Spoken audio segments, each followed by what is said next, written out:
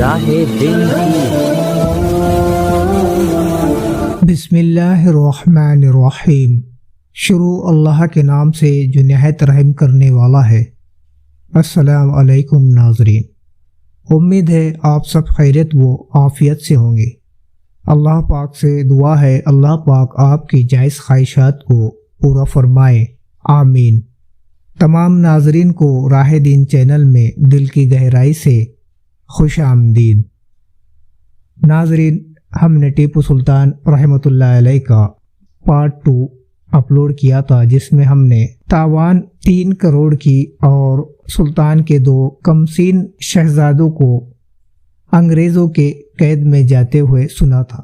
اس کے بعد کا پارٹ 3 مغربی مورخین بھی یہ تسلیم کرتے ہیں کہ اپنے اس ناکامی سے شیر دل سلطان مایوس نہیں ہوا۔ اس نے پوری ہمت اور حوصلے کے ساتھ نہ صرف اپنی ریاست کے حالات سدھارے بلکہ مقرر وقت پر زر و تعاون بھی ادا کر کے اپنے بچوں کو واپس لے لیا۔ اس نے زراعت، کاروبار، صنعت اور دوسرے شعبوں کی ترقی کے لیے اس طرح کے عملی اقدامات کیے کہ سلطنت کی حالات سدھر گئے۔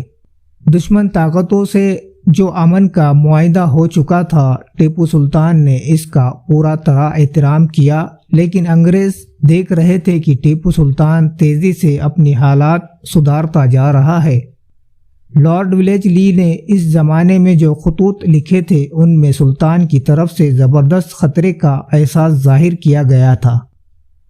نظام اور مرہٹا سربراہ پیشوا کے اپنی سازش کے جال میں جکڑنے کے بعد انگریزوں نے ٹیپو سلطان کو کچل ڈالنے کی تیاری شروع کر دی۔ سلطان پر حملہ کرنے کے لیے اس پر یہ جھوٹا الزام عائد کیا گیا کہ وہ فرانسیوں سے ساز باز کر رہا ہے اور ان سے مل کر انگریزوں پر حملہ کرنے والا ہے۔ الزام میں کہا گیا کہ ماریشس میں فرانسیوں نے ایک اعلان شائع کیا ہے کہ جس کے مطابق ٹیپو سلطان نے وہاں اپنی سفارت بھیج کر فرانسیوں کی مدد حاصل کرنے کی کوشش کی ہے۔ انگریزوں نے اس الزام کے بارے میں سلطان سے بات چیت کرنے کے بجائے اس پر فیصلہ کن حملے کی تیاری شروع کر دی۔ ٹیپو سلطان نے کئی بار نظام اور مراٹھوں کی غیرت کو جگانے کی کوشش کی، یہاں تک کہ نظام کے ساتھ رشتہ داری قائم کرنے تک پیشکش کی، لیکن ان کے ضمیر سو چکے تھے۔ انہیں انگریز کی غلامی کا طوق معاہدوں کی صورت میں پہلے ہی پہنا لیا تھا۔ سلطان نے دلی کے بادشاہ شاہ عالم ثانی کو بھی ایک خط لکھا جس میں وطن کی آزادی اور دین اسلام کی سربلندی کے لیے اس کی جنگ میں تعاون کی اپیل کی گئی تھی، لیکن شاہ عالم تو ایسٹ انڈیا کمپنی کے ہاتھوں بک چکا تھا۔ وہ کیا مدد کر سکتا تھا؟ تاریخ شاہد ہے کہ سلطان نے انگریزوں کی لعنت سے ملک کو ہمیشہ کے لیے آزاد کرنے کے لیے افغانستان، ترکی اور بے شمار ممالک سے مدد کی اپیل کی، لیکن کہیں سے کوئی مثبت جواب نہیں ملا۔ اور وطن پر مر مٹنے کا آرزو رکھنے والے یہ مرد مجاہد تنہا دشمن وطن کی پورے پامردی سے مقابلہ کرتا رہا۔ لارڈ ویلیج کی ایک طرف سے تو ٹیپو پر زبردست حملے کی تیاری کر رہا تھا، دوسری طرف اسے دھوکے میں رکھنے کے لیے دوستی کا ہاتھ بھی بڑھا رہا تھا۔ ایک مضبوطہ علاقہ سلطان کو لوٹا کر اس سے یقین دلا دیا کہ انگریز امن معاہدے کے پابند ہے۔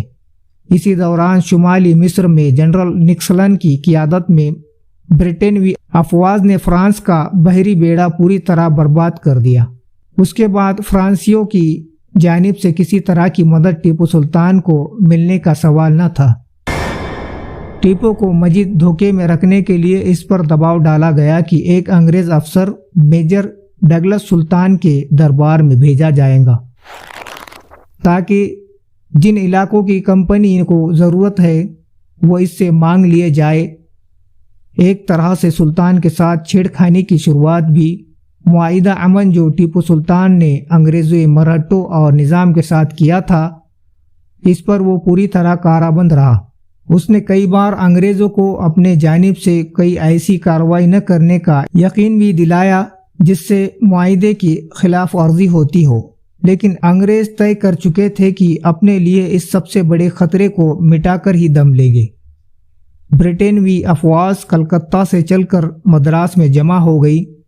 خود لارڈ ویلزلی اس جنگ میں شامل ہونے کے لیے کلکتہ سے مدراس پہنچ گیا۔ جنوری 1799 کو ٹیپو سلطان کو ایک گستاخانہ پیغام بھیجا گیا کہ وہ اپنے تمام ساحلی علاقے اور بندرگاہوں کو 24 گھنٹے کے اندر برطانوی فوج کے حوالے کر دے۔ اس دھمکی آمیز پیغام کے بعد سلطان کو پوری طرح یہ احساس ہو گیا کہ دغاباز انگریز قوم کے لیے سیاسی اخلاقیات اور معاہدوں کی پاسداری کوئی معنی نہیں رکھتی، جبکہ بھارت نے ہمیشہ دوستانہ معاہدوں کا احترام کیا ہے۔ ٹیپو سلطان کی غیرت آمنی جوش میں آ گئی اور اس نے مزید جھکنے کے بجائے میدان جنگ میں فیصلہ کرنے کی ترجیح دی۔ اس نے اعلان کیا کہ شیر کی ایک دن کی زندگی گیدڑ کی 1000 دن کی زندگی سے بہتر ہے۔ سلطان اپنے جانباز سپاہیوں کے ساتھ زخمی شیر کی طرح برطانوی فوج پر ٹوٹ پڑے۔ سلطانی فوج کی یلغار بہت شدید تھی، انگریزوں کے پاؤں اکھڑنے لگے۔ سلطان نے اپنے ایک معتمد سپہ سالار کو اپنے دستے کے ساتھ آگے بڑھ کر دشمن کو تباہ کرنے کا حکم دیا، لیکن یہ سردار قمرالدین خان انگریزوں کے ہاتھ اپنی غیرت و حمیت اور امان کا سودا کر چکا تھا۔ اس نے اپنے سواروں کو آگے بڑھایا، لیکن پھر وہ اس کے حکم پر پلٹے اور خود سلطان کی فوج پر ہی ٹوٹ پڑے۔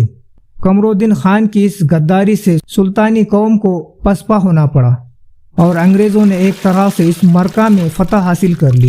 ابھی ٹیپو سلطان سنبھل بھی نہیں پائے تھے کہ انہیں معلوم ہوا کہ انگریزوں کی دوسری فوج جنرل اسٹیورٹ کی قیادت میں بڑی چلی آ رہی ہے۔ اس فوج کو میسور پہنچنے سے پہلے ہی روک دینے کی غرض سے سلطانی لشکر نے کوچ کیا۔ 2 دن کے مسلسل سفر کے بعد تیزی سے آ رہی انگریزی فوج کو پا لیا اور اس پر ایسا زبردست حملہ کیا کہ انگریز سپاہی ٹھہر نہ سکے۔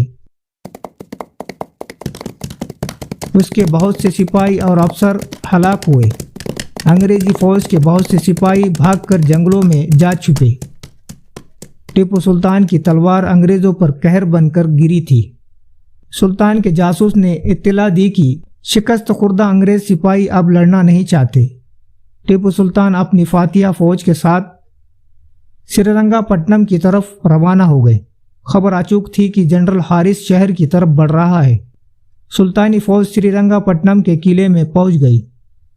جنرل حارث کی فوجوں نے شہر اور قلعے پر آگ اور توپ کے گولے برسانے شروع کر دیے۔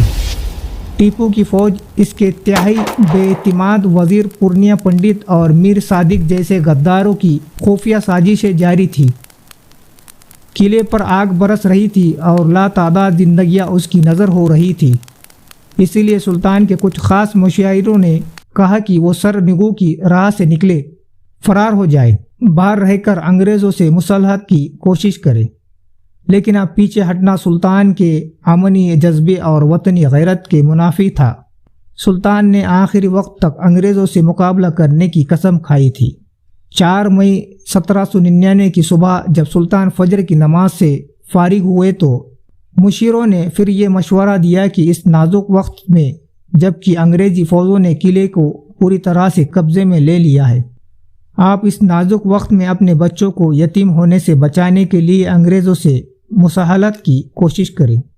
سلطان نے یہ بات سن کر کہا، یہ ملک خوددادہ ہماری ریت اور بالخصوص مسلمانوں کی ملکیت ہے۔ ہم نے اپنے وطن عزیز کی حفاظت کے لیے مسلسل کوشش کی ہے۔ میں جانتا ہوں کہ میرے غدار وزراء اور افسران اس کی تباہی میں لگے رہے، اب وہ اپنی غداری اور بدعمالی کا مزہ چکھیں گے۔ جہاں تک میری ذات کا سوال ہے تو میں اپنی جان، مال اور اولاد کو اپنے دین پر قربان کر چکا۔